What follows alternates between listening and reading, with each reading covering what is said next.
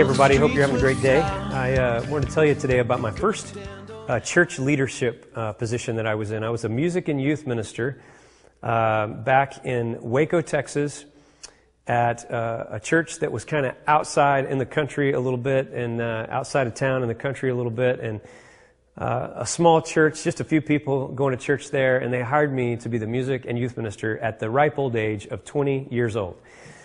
And so I started to work through this job and really enjoyed it, but I found myself stepping in day one to be a youth minister where the parents of the students were twice my age, and I was supposed to be the leader of that group. And then I was a choir director and also a leader of a piano player, and those were both at least 3 times my age on average. And so I found myself stepping into leadership position with people that were much older than I was, and really in a lot of ways a lot smarter than I was.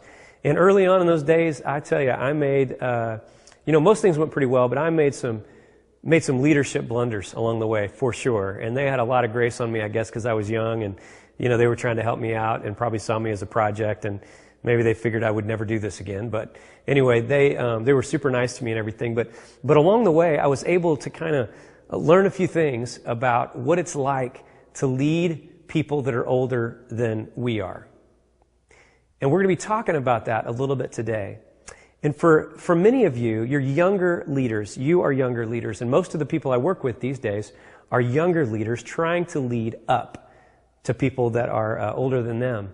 And guys, I want to say it is easier to just kind of go with the flow, to back off, to not push things forward, to not give strong leadership to things, and to fit in and not influence the process in any way. But I want to tell you guys, it is really, really important that we lead even though the people around us may be older. Now, there's some principles that we're going to talk about in the session for that.